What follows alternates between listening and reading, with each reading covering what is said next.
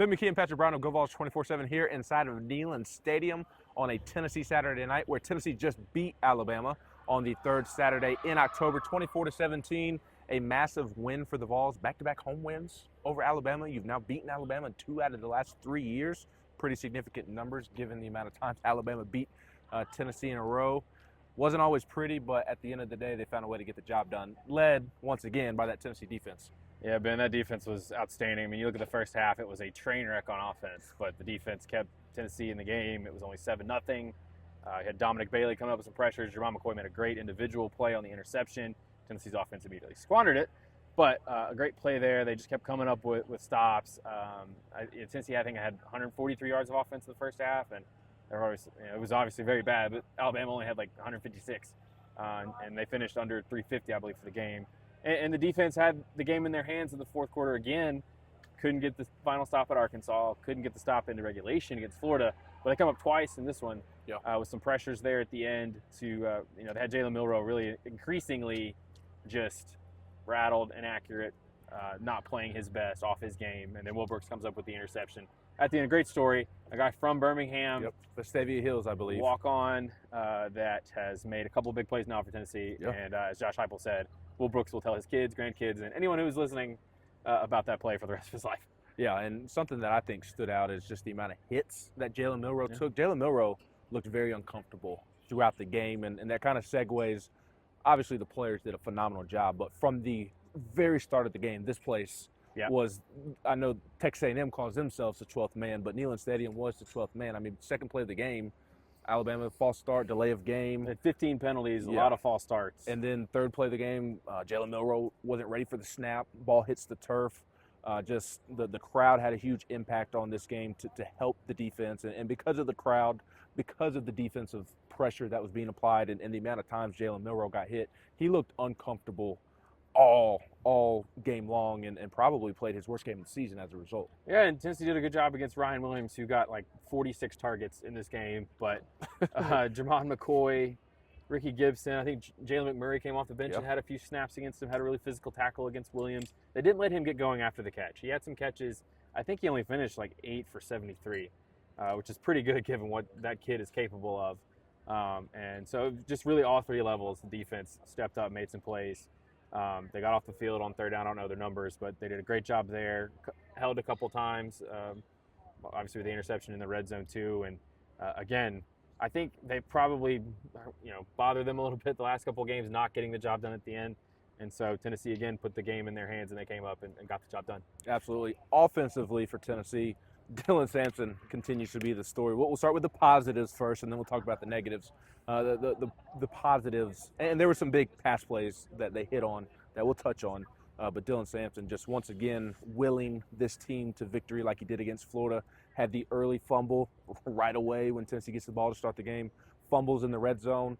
Josh Heupel mentioned that he battled injury, nicks and knacks. He had a little cast on his thumb walking into post game. It was in the tent too. So battled injury on top of the fumble and just was very resilient. Overcame that, and I'll say it again. Dylan Sampson's one of the best 5 players in college football so far this season. He mentioned the term spark plug talking after the game, and that's what he was again this day. I mean, I think it was early in the third quarter. He had the 13-yard run going this way, and then like a big 36-yard run. I think I said it to you, Ben. I was like, we're gonna look up here in a little bit, and he's gonna have like 130 yards. I think he finished on 139, a couple more touchdowns.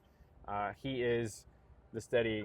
It just keeps getting the job done. It amazes me just how much he looks like he's gonna get tackled and then he spins off or falls forward and gets a few extra yards. It's really impressive, and I'm sure he had a great time playing this well in front of Alvin Kamara, who was trying to crash the post-game press conference. Yeah, he tried to, Alvin poking his head around the curtain and trying to get the attention of Josh Heupel. And I like maybe it's simple because they both had dreads to a certain extent, and both wear six. Both wear six, yes, as well. They look the same. Sampson's from Baton Rouge. Alvin plays for the Saints. Yeah, absolutely. They kind of have very similar games. It feels like Dylan Sampson, Alvin Kamara, 2.0 there. With the passing game, it was a very sloppy night at times. It was a frustrating night at times. You missed some big throws in the first half, and Nico mentioned it. Third straight game, the offense has not scored in the first half, which obviously has to be corrected at some point.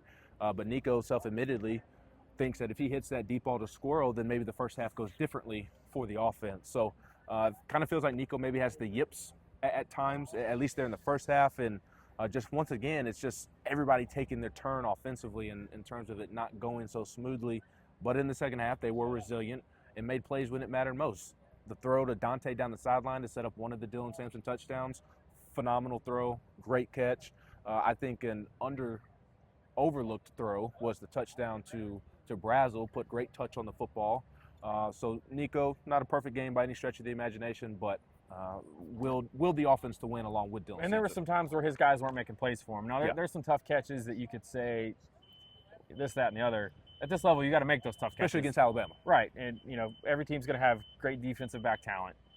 And so you've got to make those contested catches, those hard throws. I mean, Squirrel on a slant in the first half. That pass can't be kind of just placed in there. That thing's got to come through, it's coming through a gap. It looked like he was aiming it.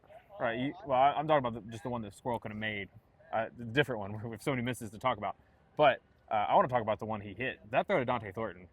That's why Nico is getting the hype, the NIL money, all of it. Yes, that is why. And the play he had a scramble too. Yes. Great pump fake to get a defender up in the air. I don't know. Defenders always do that. I don't know why. But also, I don't play football, so I don't know. So easier said than done. But that throw to Brazel was really good too. And that was his case for him where he had a drop too right behind us at one point on a deep throw. And so this game really, so many pieces individually and collectively, a lot of resilience, rising up to the occasion, coming back from bad stuff that happened. And that's a program. That's a good sign for your program. A couple of players talked about how the halftime locker room was. And I think it was Dylan Sampson that said, the way the first half went, that's a situation where guys can get down on themselves. And maybe you have, the defense is mad at the offense, all that stuff. But the culture is not like that here. And he said they had leaders going around and keeping everybody up. And they were able to come out, continue to play well defensively in the second half. And then offensively finally get going. Not even the first drive, but the second one, they finally were able to get it going.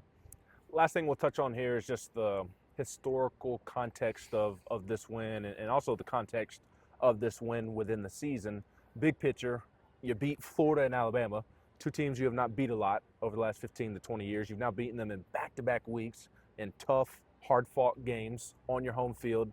The historical context of these wins should never be taken for granted by fans, even if it hasn't looked the prettiest at times. And then looking at this season and how the wins affect this season, I mean, Tennessee's right in the thick of it for a playoff spot now. You have an off week. You should beat Kentucky. You should beat Mississippi State, and sets up a big game at Georgia that even with a loss, you could still potentially slide into the playoffs. But if you win in Athens, then, I mean, it's hard to envision. If you win in Athens, you might be playing in the SEC title because Georgia's beating Texas right now. Yeah, I don't know if you want to be playing in the SEC title. That's a separate conversation. But if it's setting up for a game that if you go win in Athens, you're in the playoffs. Yeah, I tweeted today that this felt like a must-win for the playoff chances because it's going to be hard for Tennessee to go win in Athens. And it was going to be hard for Tennessee to get in at 9-3 with the way NC State, Oklahoma, Florida is Florida their best win right now? Who knows? No, not anymore. Alabama is, but 9-3 would have been with a hollow resume, probably not getting in. You would have needed a lot of chaos, all that kind of stuff. So I think what this loss does is it restores the margin of error that you had that you lost in Fayetteville. So they bounce back and get this win. We said after Arkansas, it felt like they were going to have to win this game or Georgia. And they've gotten this one. So now they've got to handle success. They get an open date, a couple weeks to bask in it, but also get better. Heupel continues to say good teams get better. We have to do that. He said there's a lot more to improve on offense and defense, but certainly the last month of the season, Tennessee has set itself up with all of its goals still on the table, and now you got to go out and play your best and deliver when the season's on the line. Absolutely. An extended edition of the No-Huddle here on a Tennessee Saturday night. So. I feel like a very fitting and deserved extended edition. We'll have an extended edition of our thoughts on our podcast that will be posted at some time tonight. And, of course, we've got transcripts, videos, stories. We've got all the content you need of Tennessee beating Alabama up on the site at GoVols247.com. So be sure to stay locked in throughout this Saturday night and on into Sunday. He's Patrick Brown and Ben McKee.